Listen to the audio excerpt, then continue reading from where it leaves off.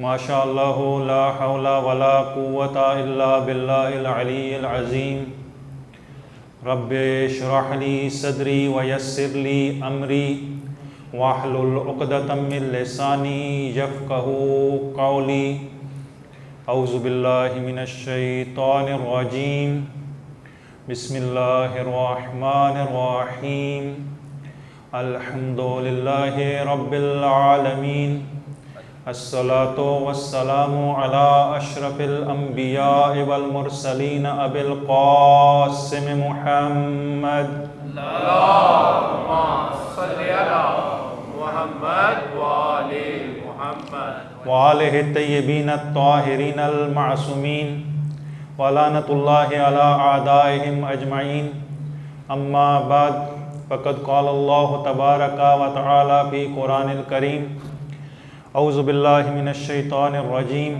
بسم اللہ الرحمن الرحیم وما محمد الا رسول وقد خلت من قبلہ الرسل افإن مات او قتل انقلبتم علی اعقابکم صلوات اللہم صلی علی محمد وآل محمد۔ گزشتہ روز جو گفتگو کی اس کا جو لب لباب تھا وہ یہ تھا کہ واقعہ کربلا جو 61 سن ہجری میں رونما ہوا، اگر ہم دیکھیں تو اس واقعے میں شہید ہو جانے والی ہستی کوئی معمولی ہستی نہیں ہے۔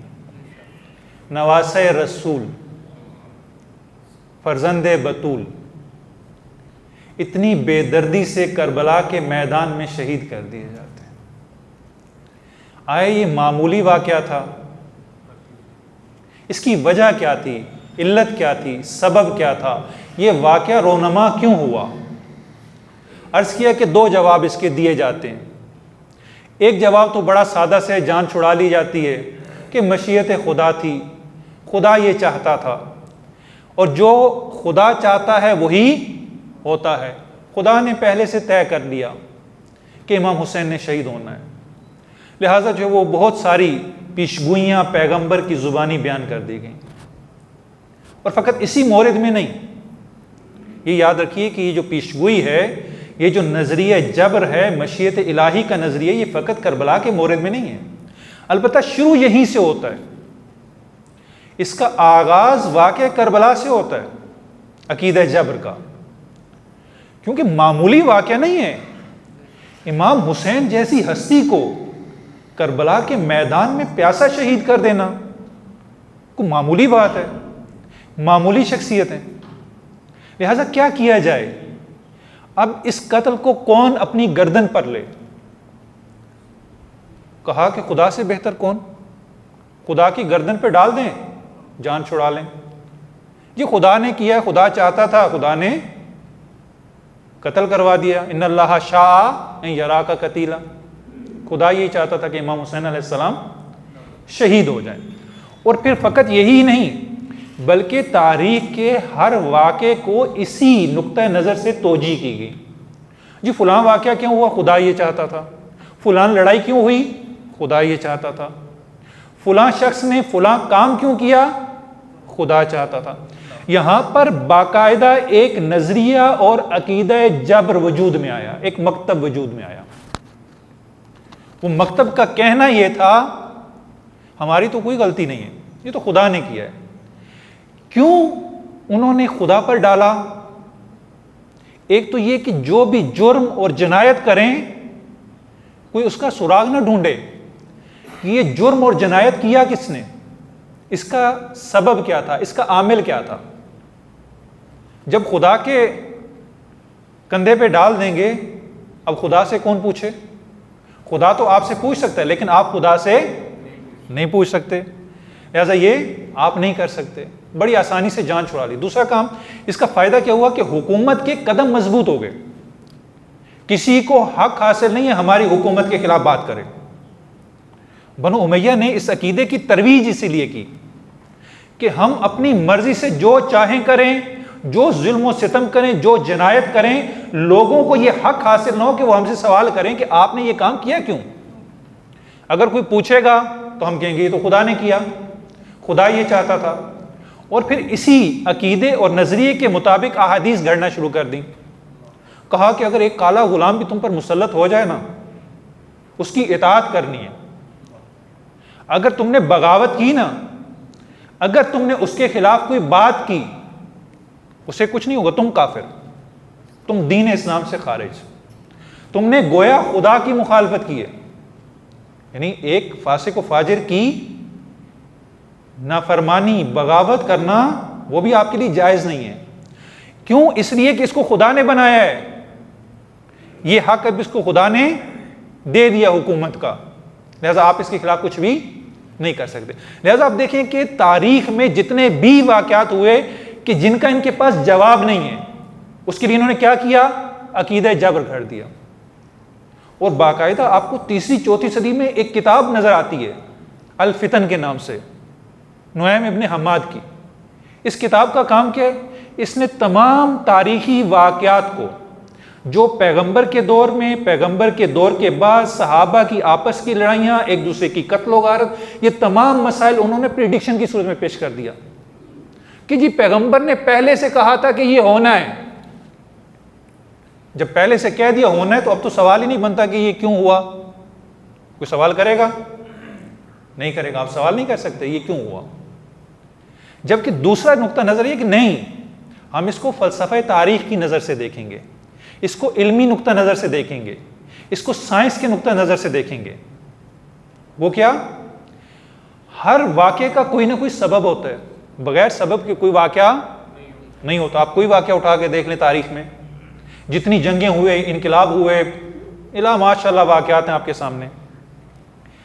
اگر کوئی قوم ترقی کرتی ہے تو عوامل ہوتے ہیں، اگر کوئی قوم تنزل کا شکار ہوتی ہے اس کے عوامل ہوتے ہیں. قرآن میں بنی اسرائیل کی مثال موجود ہے. بس یہاں پر کچھ عوامل موجود ہیں، ہمیں وہ عوامل تلاش کرنے ہیں جو اس واقعے کے پیچھے ہیں کہ یہ واقعہ کیوں ہوا. عرض کیا کہ لوگوں نے غدیر کو بھلا دیا، انشاءاللہ غدیر پہ بھی آئیں گے. کیوں بھلا دیا پیغمبر کے بعد؟ عرض کیا کہ اس سے پہلے بھی ایک نمونہ گزر چکا ہے. پیغمبر دنیا سے گئے نہیں تھے، جنگ احد میں صرف افواہ پھیلی تھی. کیا افواہ پھیلی؟ پیغمبر شہید کر دیے، پیغمبر قتل کر دیے گئے. صرف افواہ پھیلنے سے مسلمانوں کا کیا حال ہوا وہ ایک نمونہ قرآن نے پیش کیا. میں اپنی بات نہیں کر رہا، یہ قرآن نے پیش کیا. قرآن نے کہا کہ مسلمانوں پر ایک دور وہ آیا کہ جب پیغمبر قتل نہیں ہوئے، شہید نہیں ہوئے، بلکہ ان کے شہید ہونے کی افواہ پھیلی تھی. ان کے افواہ پھیلنے کے نتیجے میں مسلمان کیا ہوئے؟ انقلبتم علی اعقابکم، واپس پلٹ گئے. انقلبتم علی اعقابکم بھاگنے کے معنی میں نہیں ہے، یہ نہیں کہہ رہے کہ تم بھاگ گئے تھے. بھاگنا بہت چھوٹی چیز ہے، تشریف لے جانا بہت چھوٹی معمولی سی بات ہے، کوئی اتنی بڑی بات نہیں ہے. انقلبتم، تم تبدیل ہو گئے، علی اعقابکم، کہاں؟ اسی طرف جہاں سے تم آئے تھے. کہاں سے آئے تھے؟ عرض کیا کہ جاہلیت سے. پیغمبر نے کیا کیا؟ جاہلیت کو اسلام میں تبدیل کیا، جاہلیت کو تسلیم میں تبدیل کیا. جاہلیت کے 4 اصلی عناصر تھے: عقائد، احکام، شریعت، قانون، آداب و رسوم، تہذیب اور اقدار، ویلیوز. یہ چاروں چیزیں اگر قرآن میں آپ جاہلیت کا لفظ دیکھیں مل کر اس کو، تو یہ دین بناتی ہیں. یعنی گویا تمہارا دین جاہلیت کا دین تھا، تمہارا طرز زندگی جاہلیت کا دین تھا، تمہارا طرز فکر، تمہارے عقائد سارے جاہلیت کے تھے. یہ جاہلیت تھی جس پر تم عمل کر رہے تھے. انقلبتم علی اعقابکم، تم کہاں پر لٹ گئے؟ اسی جاہلیت کی جانب. اگر فقط تشریف لے جاتے نا، اتنی بڑی بات نہیں تھی.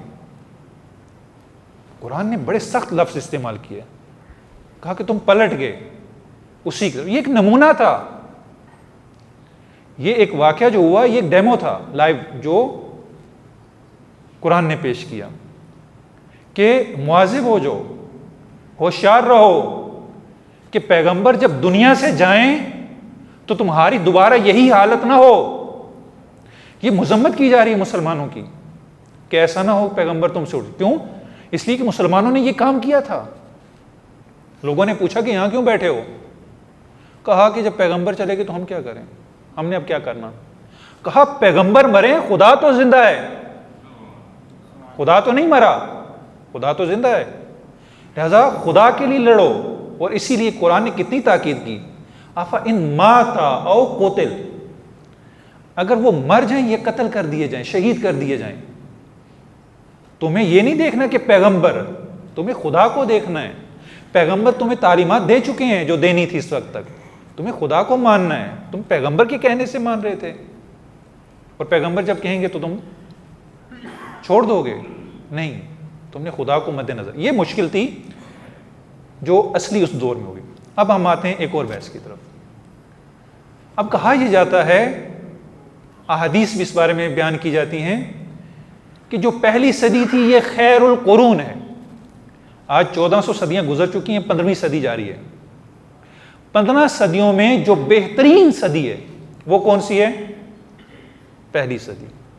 اس پہلی صدی میں ہے کہ آپ اس کو بہترین صدی کہہ رہے ہیں؟ ایک چیز کی اگر آپ خوبی بیان کریں، یہ بڑی اچھی ہے، یہ کیوں اچھی ہے؟ اس میں یہ کوالٹیز پائی جاتی ہیں، اس لیے اچھی ہے۔ اب ہم سوال کرتے ہیں کہ یہ خیر القرون کیوں ہے، یہ بہترین صدی کیا ہے؟ کہا کہ اس میں پیغمبر کی بعثت ہوئی۔ چلیں 10 سال آپ اس کے نکال لیں، چونکہ باقی جو 13 سال ہے وہ پچھلے میں ہے، صدی جو ہے وہ تقریباً ہجرت مدینہ سے شروع ہوتی ہے۔ اب پیغمبر کا وہ دور 10 سالہ جو مدینہ میں گزرا، اس کے بعد کیا ہوا؟ کہا جی خلافت راشدہ ہے، ایسا خلافت کا نمونہ کہیں پر بھی نہیں ہے۔ ٹھیک ہے جی، خلافت ہو گئی۔ اس کے بعد کہا بڑے بڑے صحابہ موجود ہیں، علم کی مخزن، جنہوں نے پیغمبر کو دیکھا ہے، یعنی ان کی تمام تر خاصیت کیا ہے؟ انہوں نے پیغمبر کو دیکھ لیا۔ جس نے بھی پیغمبر کو دیکھ لیا وہ صحابی ہو گیا۔ جس نے بھی دیکھ لیا، جب بھی دیکھ لیا، جیسے بھی دیکھ لیا، وہ صحابی ہو گیا۔ اب اسے جنت کی بشارت ہے، وہ جنت میں جانا ہے۔ اس کو پہلے ہی گارنٹی دے دی کہ یہ تو بخشا ہوا ہے، جو مرضی کرتا رہے۔ لہذا صحابہ موجود ہیں، یہ ہستیاں جنہوں نے پیغمبر کو دیکھا ہے، اور یہ معمولی بات ہے صرف پیغمبر کو دیکھا نہیں، جو ان کو دیکھے گا وہ بھی مقدس ہو جائے گا۔ تابعین کہا جو صحابہ کو دیکھے گا، ان سے علم حاصل کرے گا، وہ بھی بڑے مقام پہ پہنچے گا۔ تو اس دور میں کیا ہے ہمارے پاس؟ صحابہ ہے، خلفاء ہیں، تابعین ہیں۔ اس کے علاوہ کیا ہے جی؟ اس دور میں اسلام بڑی تیزی سے پھیلا، فتوحات ہیں۔ یہ فتوحات کیسی ہیں؟ کہا جی ہندوستان سے لے کر جہاں سے ہندوستان کی بارڈر ختم ہوتا ہے، اور ادھر سے افریقہ کا بارڈر، اور افریقہ کے بارڈر سے آپ جو ہے وہ اسپین کی طرف چلا جائیں، اور اسپین سے آگے جو فرانس تک، فرانس کے دروازے تک مسلمان پہنچ چکے ہیں۔ اسلام پوری دنیا میں پھیل چکا ہے، یورپ کے دروازے پہ مسلمانوں نے دستک دے دی ہے۔ اسلام پوری دنیا میں پھیل چکا۔ کہا فتوحات، اتنا بڑا کارنامہ۔ کہا اور اس خیر القرون میں کیا ہے؟ کہا جی کہ جو خلفاء نے نظام قائم کیا، جو خلافت قائم کی، اس خلافت میں جو نظام بنایا نا، جو تشکیلات بنائیں، جو ایڈمنسٹریٹو جو سسٹم تھا ان کا، وہ بڑا عالی شان تھا۔ کہا جی بہت زبردست، آج تک جو اس سے پہلے کسی نے نہیں دیکھا۔ یہ سارا کچھ اس خلافت میں موجود تھا۔ علم کی صدی تھی، تقویٰ کی صدی تھی، اخلاق کی صدی تھی، جس میں جو ہے وہ تمام تر برکات جو وہ صدی میں موجود تھی۔ واقعاً ایسا ہی ہے، جتنی یہ باتیں کی جا رہی ہیں، اگر واقعاً یہ خیر القرون ہے۔ اب میرا سوال یہ ہے، اگر یہ خیر القرون ہے تو جو ہے آپ کی، اگر یہ خیر القرون ہے، یہ بہترین صدی ہے، تو جیسے ہی یہ صدی ختم ہوتی ہے 100 سن ہجری میں، 100 سن ہجری میں ایک حاکم بنو امیہ کے آتے ہیں، عمر بن عبد العزیز۔ ان کو مجدد دین کہا جاتا ہے کہ یہ اسلام کے پہلے مجدد ہیں۔ اچھا مجدد کون ہوتا ہے؟ مجدد کسے کہتے ہیں؟ رینیو کرنے والا۔ یعنی اسلام پرانا ہو گیا، اسلام مردہ ہو گیا، اسلام میں اب دم نہیں ہے، اسلام کسی قابل نہیں ہے، اسلام مریض ہے۔ اب اسلام کو ایک ایسے طبیب کی ضرورت ہے جو آئے اور اس مردہ اسلام میں روح ڈالے۔ اگر یہ اتنی بہترین صدی ہے تو صدی کے اختتام پہ ایک مجدد کی ضرورت کیوں؟ مجدد تو پھر نہیں ہونا چاہیے نا، یہ تو بہترین صدی ہے، اس کو تو کئی صدیوں تک نمونہ ہونا چاہیے تھا۔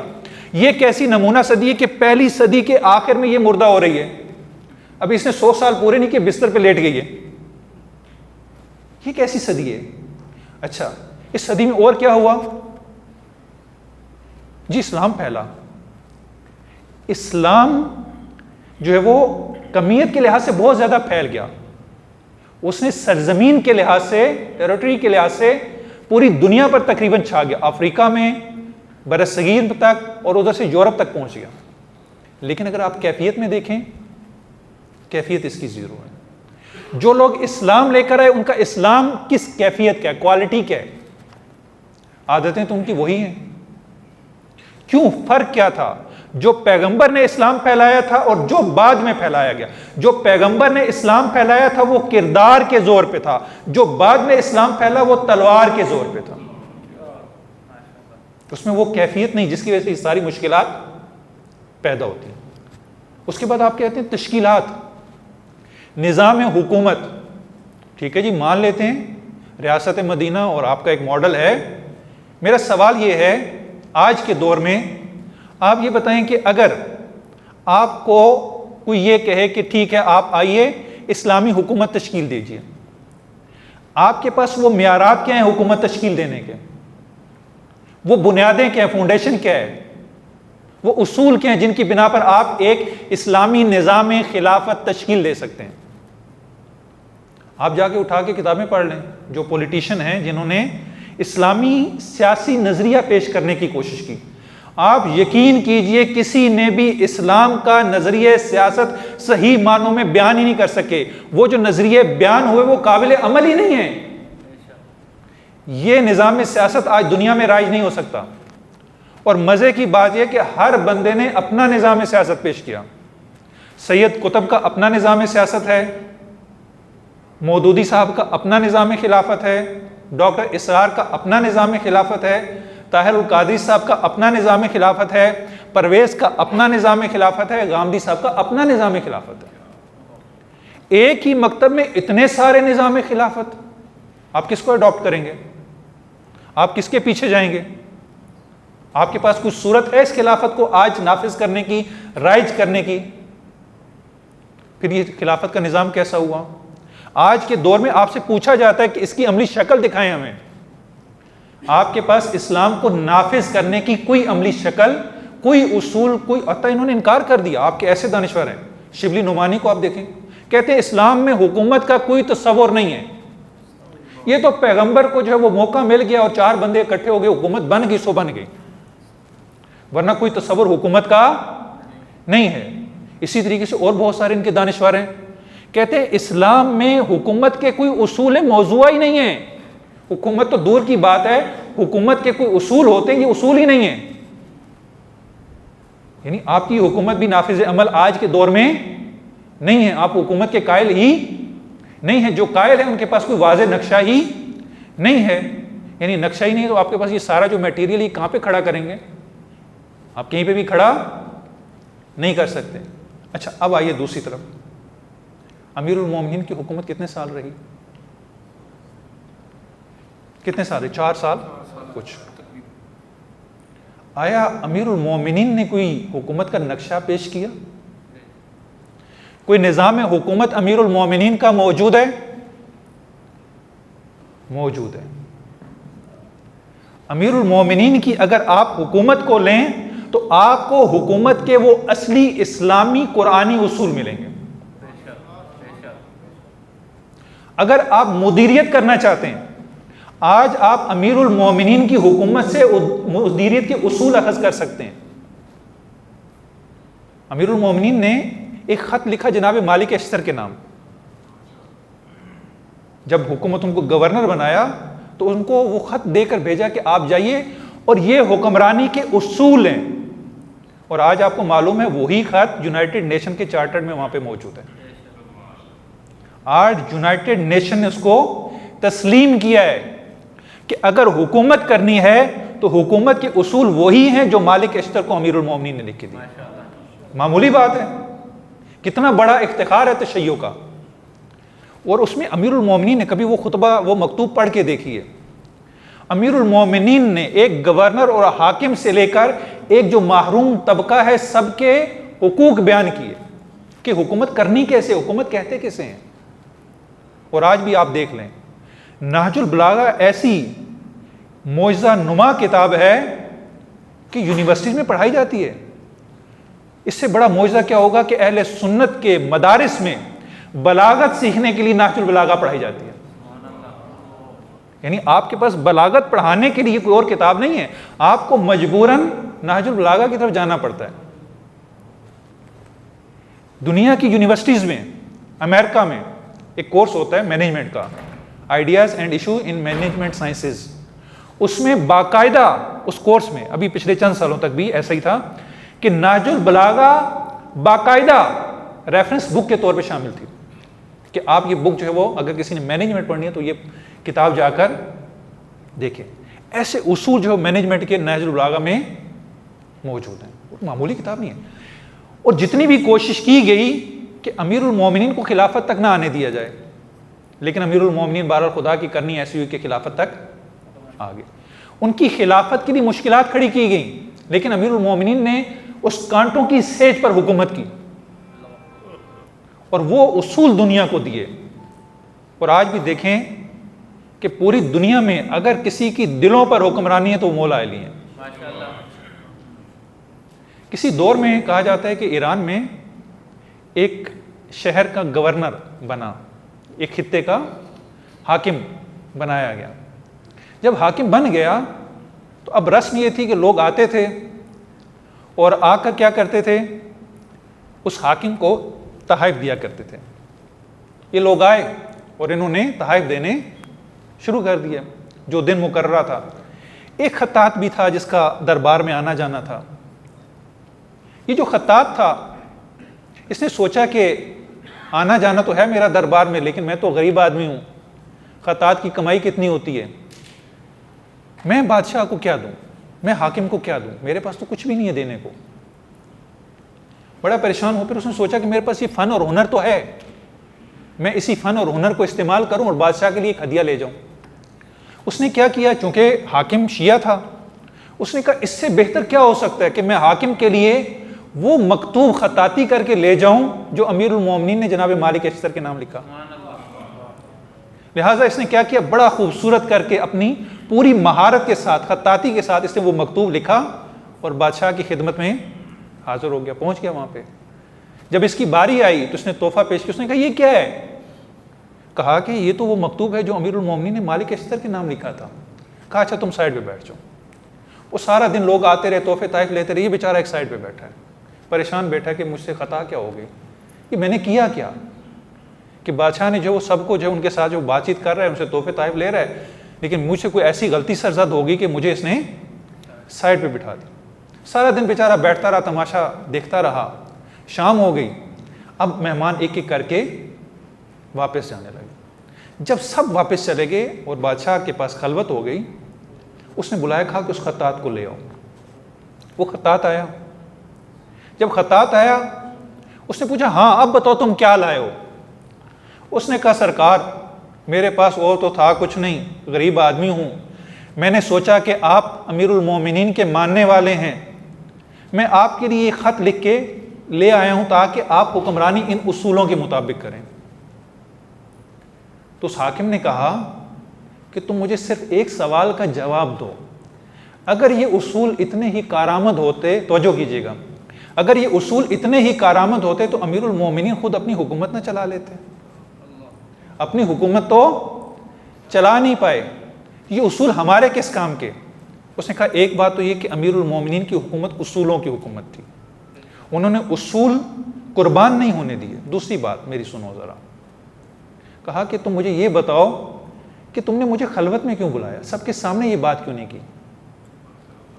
تو جو ہے کہا کہ یہ بات سب کے سامنے کرنے کی تھی, تم اکیلے میں کیوں کر رہے ہو.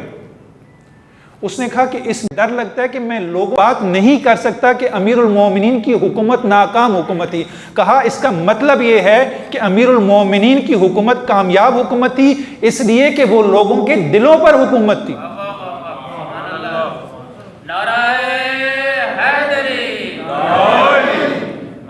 تم ڈر رہے ہو کہ لوگوں کے سامنے امیر المومنین کے اصولوں کو جو ہے وہ انکار کر دو. یہ امیر المومنین کی کامیابی ہے, یہ فتح ہے امیر المومنین کی کہ آج بھی لوگوں کے دلوں پر امیر المومنین کی حکومت ہے.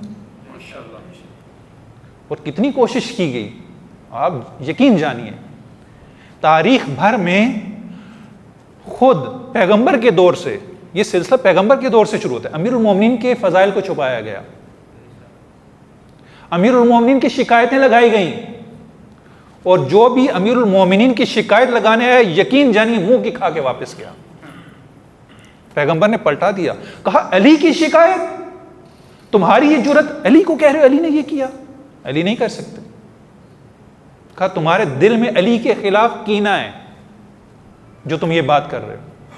لہٰذا اس دور میں بھی کوشش کی کہ علی کی شخصیت کو گرایا جائے, اور جو بھی تاریخ میں علی کی شخصیت کو گرانے آیا وہ خود گر گیا. آپ دیکھ لیجئے ہر دور میں کوشش کی گئی امیر المومنین کے فضائل کو چھپایا جائے. ممبروں پر علل اعلان امیر المومنین کو برا بھلا کہا جاتا ہے. جو امیر المومنین کو برا بھلا کہے اس کی کیا حیثیت ہے؟ امیر المومنین کو علل اعلان برا بھلا کہا. ہر امیر المومنین کی فضیلت کے مقابلے میں ایک فضیلت گڑی گئی. ہر فضیلت کے مقابلے میں آپ جتنے بھی فضائل ہیں امیر المومنین کے, آپ جا کے دیکھ لیجئے, انہوں نے اس کی نقل کرتے ہوئے اور فضائل گھڑ لیے. لیکن کہتے ہیں نا کہ نقل کے لیے عقل کی ضرورت ہوتی ہے. اب فضیلت تو گھڑ دی, لیکن یہ فضیلت ان کے ساتھ میچ کیسے کرے یہ نہیں دیکھا. اب ہونا تو یہ چاہیے تھا کہ یہ فضیلت ان کے ساتھ میچ بھی کرنی چاہیے. اب فضیلتیں تو گھڑ لی, لیکن یہ نہیں سوچا کہ یہ فضائل ان کے ساتھ جو ہے وہ جچتے بھی ہیں یا نہیں. دیکھیں امیر المومنین کو تو اتنے فضائل ہیں کہ لوگوں نے خدا کہنا شروع کر دیا. معمولی بات ہے, یعنی ایک انسان اتنے فضائل کا مالک ہو کہ لوگ اس کے فضائل کو چھپائیں, لیکن اس کے فضائل پھر بھی جو ہے دنیا کے سامنے آئیں اور لوگ فضائل کی وجہ سے خدا ماننا شروع کر دیں. معمولی بات ہے. لیکن امیر المومنین کی جو فضائل ہیں جچتے تو ہیں. غلط ہے, غلو کرنا غلط ہے, خدا کہنا غلط ہے, کفر ہے, اسلام کے دائرے سے خارج ہے. لیکن شخصیت تو معجز نما ہے نا, اس شخصیت میں کوئی تو ایسی بات ہے نا.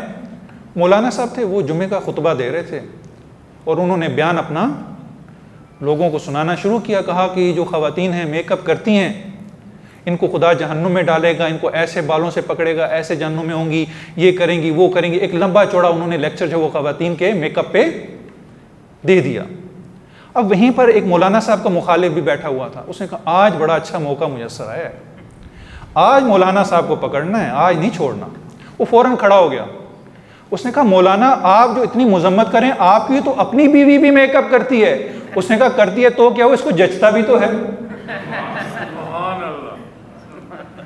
اب امیر المومنین کو اگر خدا کہہ رہے ہیں اتنے فضائل ہیں, چلیں جچتا تو ہے نا, غلط ہے, جچتا تو ہے.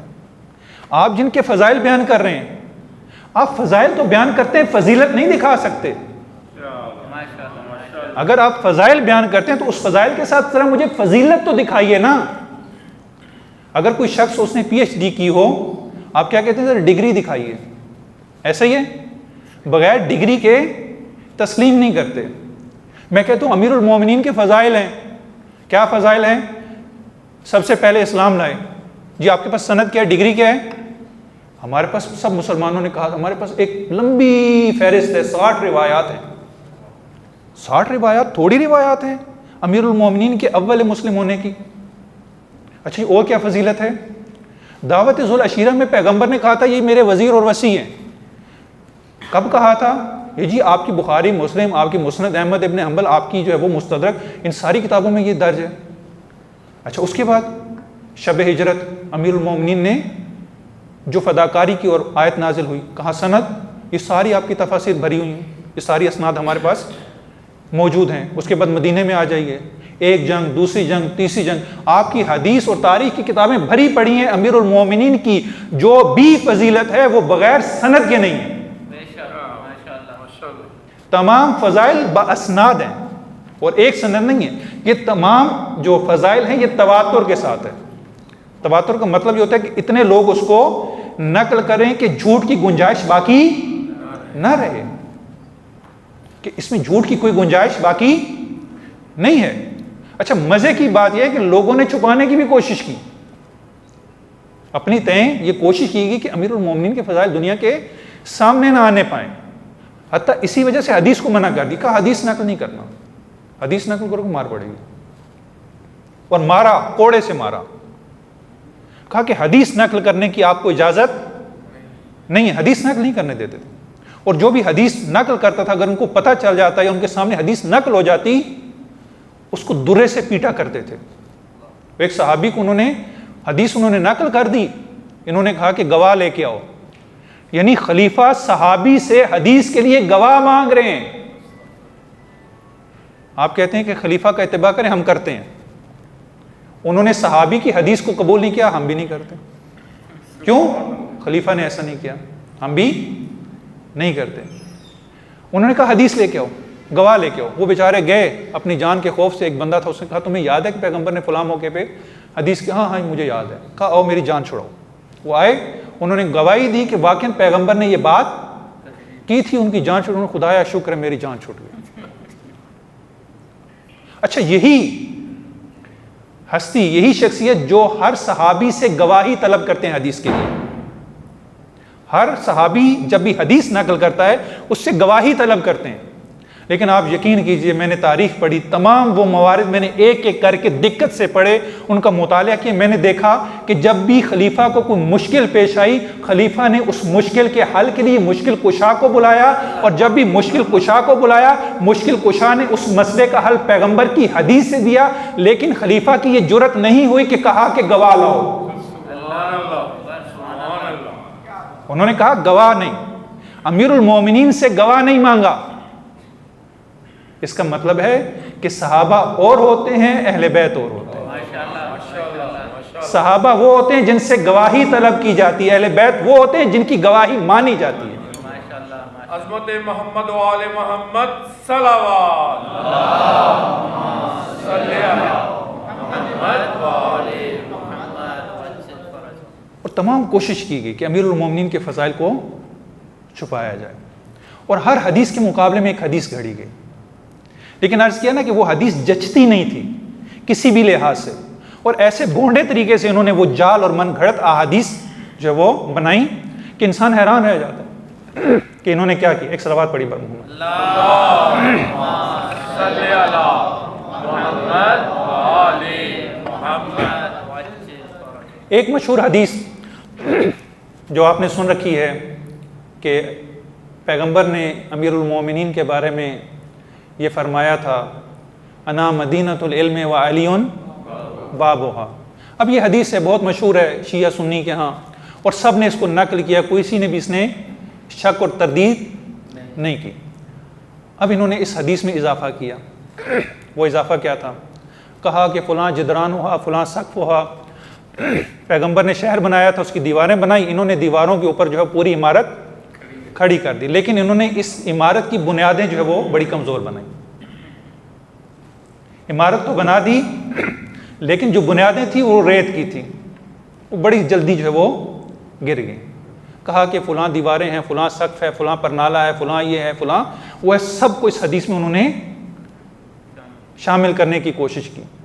اچھا، میں یہ کہتا ہوں کہ یہ حدیث بالکل صحیح ہے، آپ کا اضافہ واقعاتی طور پر بالکل صحیح ہے، ایسا ہی ہے، یہ حدیث بالکل صحیح ہے، لیکن اس سے امیر المومنین کی فضیلت گھٹتی نہیں ہے اور بڑھ جاتی ہے۔ کیسے؟ اب یہاں پہ ہم بیٹھے ہیں، میرے پیچھے کیا ہے؟ دیوار ہے، اس طرف کیا ہے؟ دیوار ہے، اس طرف کیا ہے؟ اس طرف، یعنی اب تین طرف جو ہے وہ دیواریں، میرے تین طرف دیوار۔ دیوار کا کام کیا ہے؟ وہ روکے گی، کس سے روکے گی؟ اندر آنے سے۔ اندر کون ہے؟ علم، پیغمبر۔ یہ جو تین دیواریں ہیں ان کا کام کیا ہے؟ توجہ ہے میری جانب؟ ان دیواروں کا کام کیا ہے؟ روکنا۔ اب یہ کیا کام کر رہی ہیں؟ یہ لوگوں کو پیغمبر کے پاس، اس علم کے پاس آنے سے روک رہی ہیں۔ اچھا، پھر علم کہاں سے لیں؟ اگر علم لینا ہے تو کہاں پہ آنا پڑے گا؟ درے اہل بیت۔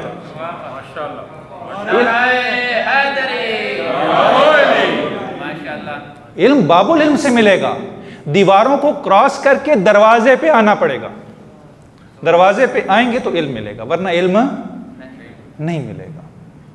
اس کے علاوہ بھی آپ دیکھیں بہت سارے موارد ہمارے پاس موجود ہیں۔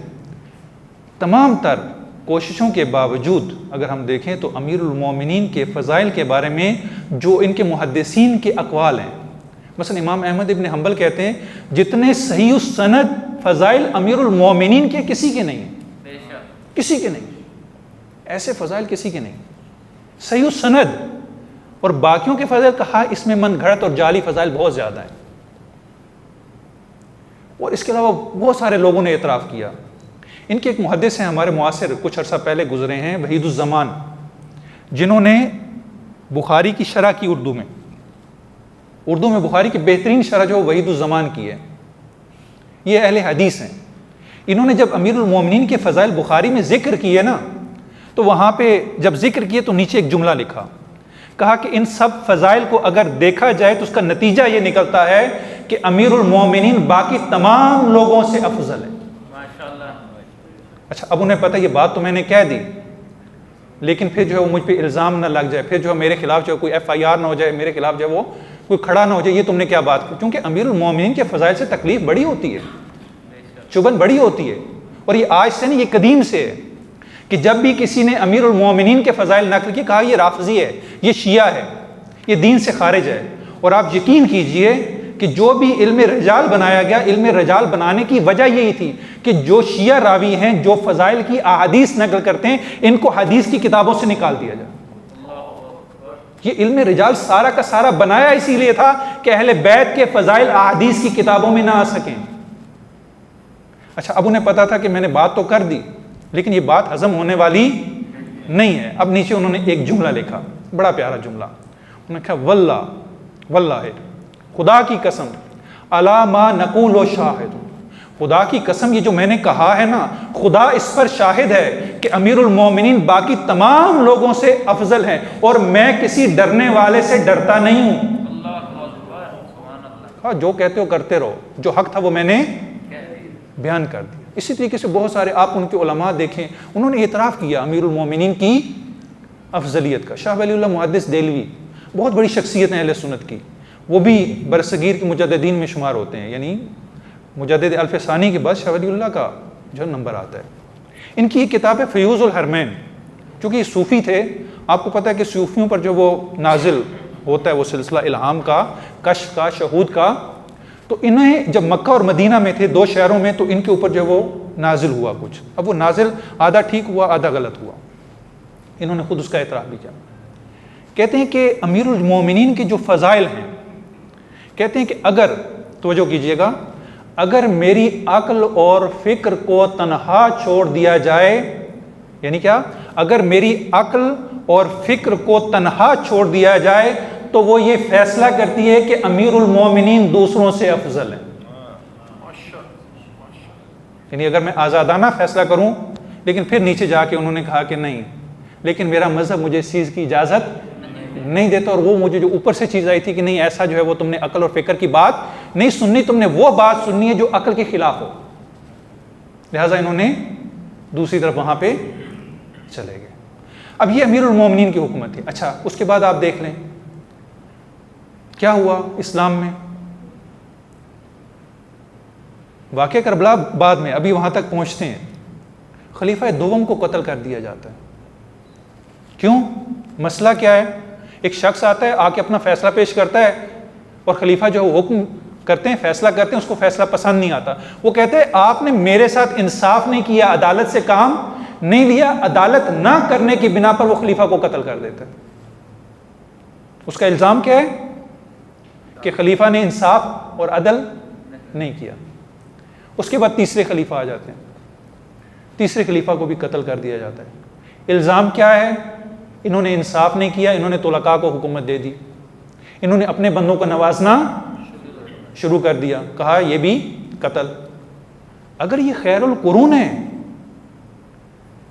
ایک خلیفہ بھی قتل کیا جاتا ہے، دوسرا خلیفہ بھی قتل کیا جاتا ہے، امیر المومنین کو بھی شہید کیا جاتا ہے، امام حسن کو بھی شہید کیا جاتا ہے، حجر ابن عدی کو بھی شہید کیا جاتا ہے، میثم تمار کو بھی شہید کیا جاتا ہے، اور غضب یہ کہ امام حسین علیہ السلام کو بھی شہید کر دیا جاتا ہے۔ یہ اتنے سارے قتل ہو گئے پھر بھی خیر القرون، سوچنے کی بات ہے یا نہیں؟ یعنی اتنا کچھ ہو رہا ہے، خلیفہ قتل ہو رہے ہیں، لیکن آپ کہتے ہیں کہ خیر القرون ہے۔ یہ کیسا خیر القرون ہے؟ ایسا کیا ہوا کہ لوگوں نے خلیفہ کشی شروع کر دی؟ آپ کے جو خلفائے راشدین ہیں، اگر ان کو آپ 4 شمار کریں امیر المومنین کے ساتھ، تو 3 تو جو ہے وہ ان کو قتل کیا گیا، شہید کیا گیا، اور اگر آپ امام حسن کو بھی، تو 5 افراد کو شہید کیا جا رہا ہے، 4 افراد کو، معمولی بات ہے؟ یعنی اس کا مطلب ہے کچھ تو ان واقعات کے پیچھے ایسی بات ہے نا کہ کیوں ان کو قتل کیا جا رہا ہے، کیوں لوگ اس حکومت سے خوش نہیں ہیں؟ اور تو مزے کی بات یہ ہے کہ پہلے جو 2 خلفاء کو قتل کیا جاتا ہے، ان پہ الزام یہ ہے کہ انہوں نے عدالت کی رعایت نہیں کی، جنہوں نے قتل کیا انہوں نے یہی کلیم کیا، اور امیر المومنین کو شہید کیا جاتا ہے۔ کیوں؟ امیر المومنین کو اس لیے شہید کیا جاتا ہے علی شدت عدلہ، کیونکہ امیر المومنین اپنی عدالت پر بڑی شدت سے قائم تھے۔ اب دیکھیے کہ کتنا بعد المشرقین ہے کہ امیر المومنین کی شہادت کس وجہ سے ہوتی ہے؟ عدالت کی وجہ۔ یعنی یہ معمولی بات ہے اگر آپ اس کے پیچھے جائیں، امیر المومنین کی شہادت عدالت کی وجہ سے۔ یعنی یہ معاشرہ اب عدالت کو تحمل کرنے پہ راضی نہیں ہے۔ یعنی اب آپ نے اس معاشرے کی ذہنی کیفیت دیکھتی ہیں، یعنی کچھ تو ایسا ہوا نا کہ امیر المومنین کی عدالت برداشت نہیں کر پا رہے۔ شوق تو تھا اس دور میں کہ جی علی آ جائیں، علی آ جائیں، لو علی آ گئے، علی آ گئے، لیکن اب علی کی عدالت یہ قابل تحمل نہیں ہے۔ اب بڑی مشکل ہو رہی ہے، بڑی چبھن ہو رہی ہے علی کی عدالت سے۔ یہ علی کی عدالت سے ہی نہیں ہے، کیوں؟ عادتیں بگڑ گئی ہیں۔ پہلے جو مرضی جی میں آتا تھا کرتے تھے، اب ہر کام نہیں کر سکتے۔ اب وہ کام کرنا جس میں خدا کی مرضی ہے، اب آپ ہر کام، اب عدالت سے بڑی تکلیف ہے۔ اب ذرا سوچئے، ہم بھی عدالت کے منتظر ہیں یا نہیں؟ آیا ہم بھی مہدویت کے قائل ہیں یا نہیں؟ ہمارا یہی عقیدہ نا کہ وہ ذخیرہ خدا آئے گا اور آ کر دنیا کو عدل و انصاف سے بھر دے گا۔ کہیں ایسا نہ ہو کہ جب وہ عدالت قائم کرنے آئیں تو اسی معاشرے کی طرح ہمیں بھی عدالت سے تکلیف ہو۔ ہمیں سوچنا چاہیے، یہ خیال کرنا چاہیے، آیا ہماری زندگی واقعاً اس عدالت کے پیکر کے مطابق ہے یا نہیں؟ اگر ہے تو ٹھیک ہے، ورنہ کل ہمارا بھی یہی حال ہونا ہے۔ کہیں ایسا نہ ہو ہم اس صف کے بجائے اس صف میں خدا نہ خواستہ چلے جائیں، خدا نہ کرے ایسا ہو۔ لہٰذا یہ ہمارے لیے عبرت کا مقام ہے کہ عدالت کرتے تھے، لیکن جب 4 سال کے لیے عدالت آئی تو اس عدالت کو برداشت نہ کر سکے، اسی عدالت کا قتل عام کر دیا۔ اب یہ لوگوں کی ذہنیت ہو چکی ہے کہ جو اسلام کی تعلیمات تھی جو عدالت پر مبتنی تھیں، اب وہ تعلیمات ان کے لیے گلے کا پھندا بن گیا۔ کیوں؟ اس لیے کہ اس معاشرے کی عادتیں خراب ہو چکی ہیں۔ جو اقدار، جو ویلیوز پیغمبر نے ان کو دی تھیں، اب یہ معاشرہ اس ٹریک کے اوپر نہیں ہے، اس صراط مستقیم کے اوپر نہیں ہے۔ اگر یہ اسی راستے پر ہوتا، اسی صراط مستقیم پر ہوتا تو کبھی بھی عدالت علوی میں اشکال نہ کرتے، کبھی بھی یہ کام نہ کرتے۔ اب یہیں سے دیکھیے کہ معاشرہ تبدیل ہو گیا۔ یہ کس سن کی بات ہو رہی ہے؟ یہ 34 سن ہجری کی، یعنی پیغمبر کے بعد فقط 24 سال اور کچھ مہینے بعد یہی اسلامی معاشرہ، اس کی یہ کیفیت ہے کہ وہی تعلیمات جو قرآن نے دی تھی، جو پیغمبر نے دی تھی، جن کا پرچار اہل بیت کر رہے ہیں، لوگ ان تعلیمات کو قبول کرنے کے لیے، ان کے مطابق زندگی بسر کرنے کے لیے تیار نہیں ہیں۔ یعنی یہاں پہ گڑبڑ ہو چکی ہے، وہ اقدار پلٹ گئی ہیں۔ علی اعقابکم، یہاں پہ کیا ہو چکا ہے؟ علی اعقابکم، تم جو واپس اسی طرف پلٹ گئے ہو۔ اور اس پلٹنے کی سب سے بڑی علامت کیا ہے؟ علامت یہی ہے، امیر المومنین کو شہید کر دیا جاتا ہے۔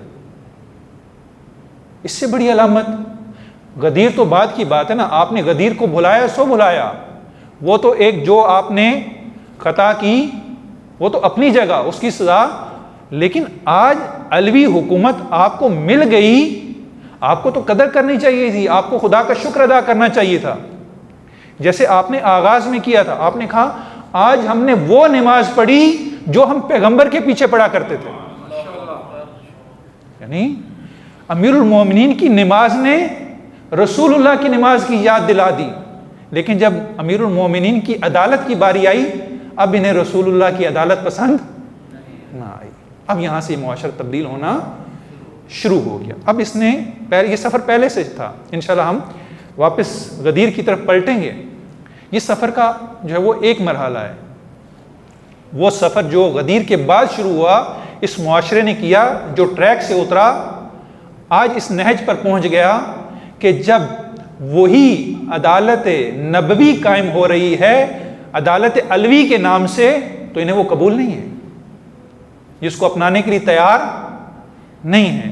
انہوں نے کیا کیا؟ انہوں نے اس مرحلے پہ آ کر امیر المومنین کو شہید کر دیا.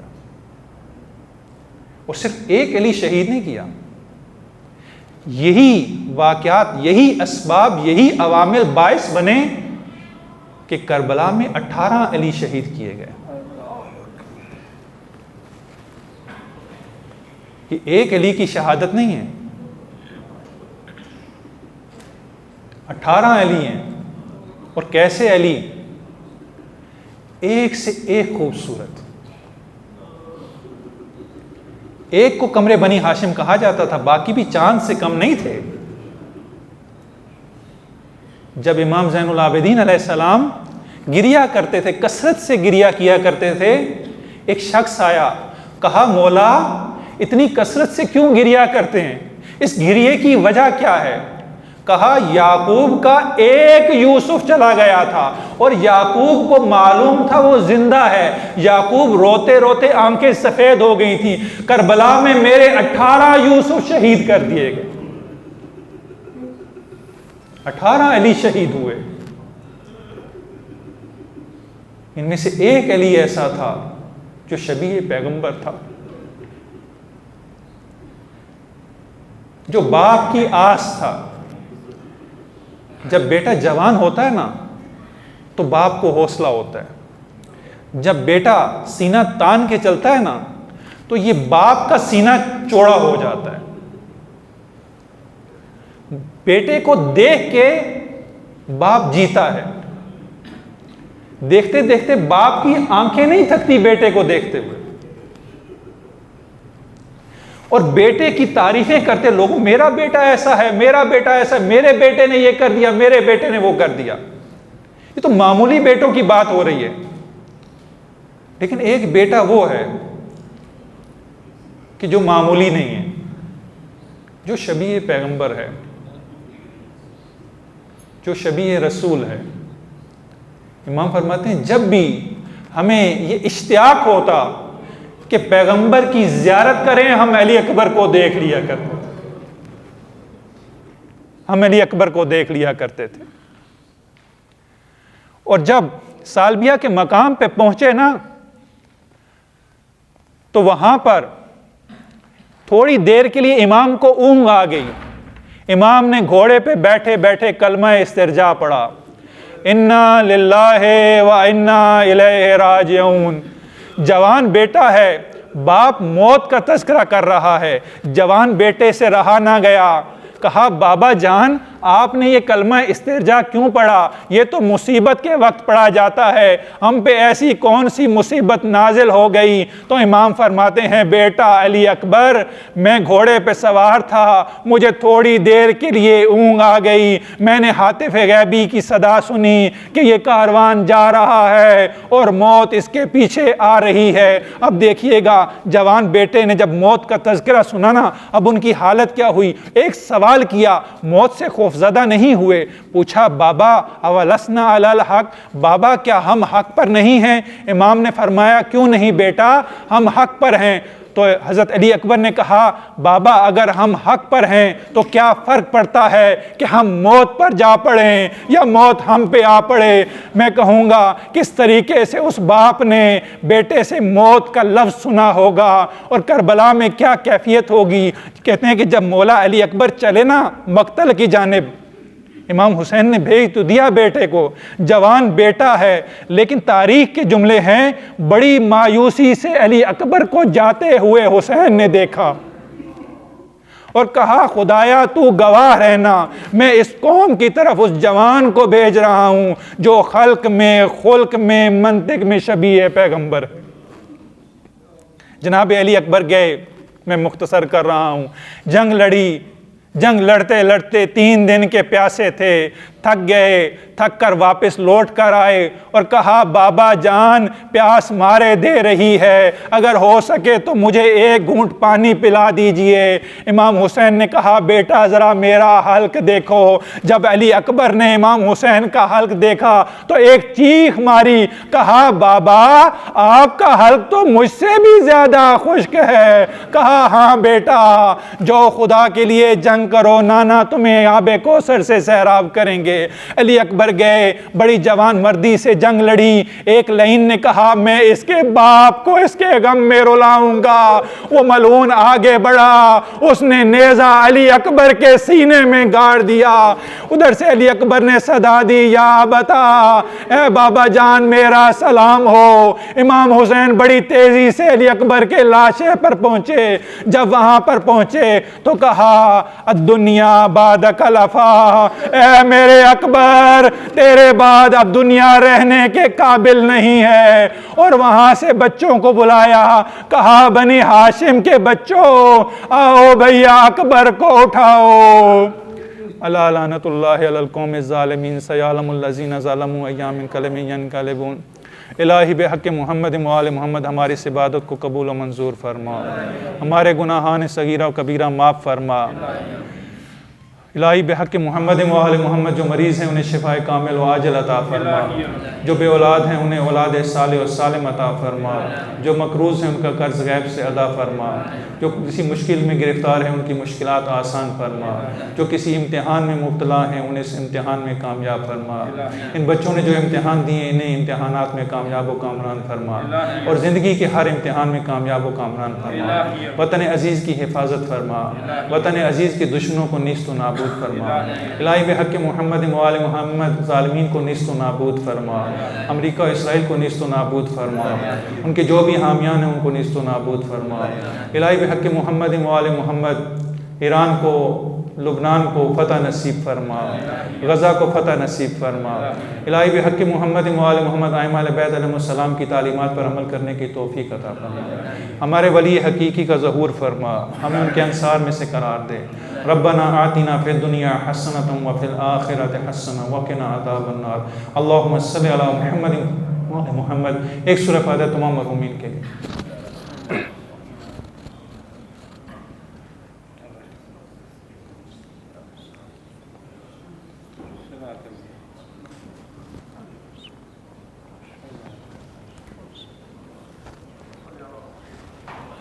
اللہم اغفر للمؤمنین والمؤمنات والمسلمین والمسلمات الاحیاء منہم والاموات. تاب اللہم بیننا وبینہم بالخیرات انکا مجیب الدعوات انکا علی کل شیء قدیر. اللہم صلی علی محمد و آل محمد.